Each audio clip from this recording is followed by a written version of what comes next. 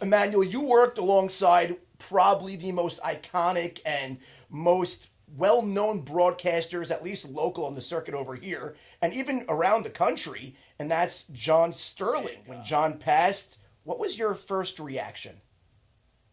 Yeah, it was a tough morning, and it's one of those times where you know it's possible and you know it could be coming, but it's different when it's real and it's different when it hits you. So it was a tough mix of emotions, but as the day progressed, and I kind of found this to be the case at the stadium too, not just for me, it rightfully turned into a celebration of an amazing life.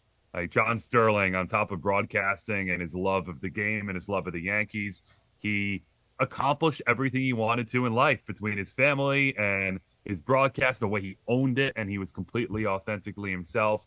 So it was sad because it's a person you're close with and a mentor of yours and somebody who meant a lot to your life. Like before I even met John, he meant a lot to me getting into this field in the first place.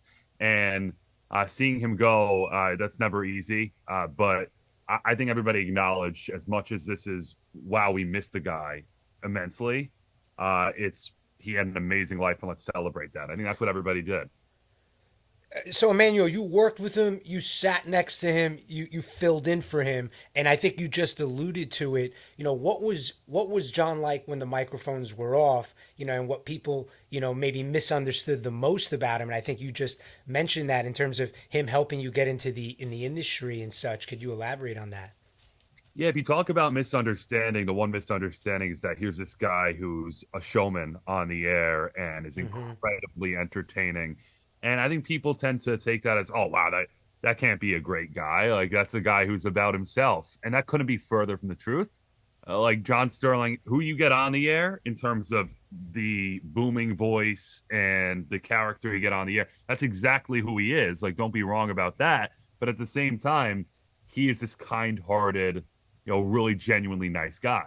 So the fact he had somebody who was, think about the age gap between us. That's like almost 60 years. Right. And here's a guy who understood I was once coming up in this business, and he would reflect on that a lot with me about his first stops in the industry and what he did to start out and the different teams he called. He reflected on his Atlanta days, and I just thought he was so gracious for somebody who had been there for so long and was genuinely kind to everybody he came across. It could have been me. It could have been stadium staffers. It could have been the person driving him to the stadium. Anybody. The polish won't say, pull the stool up, the rounds on the way.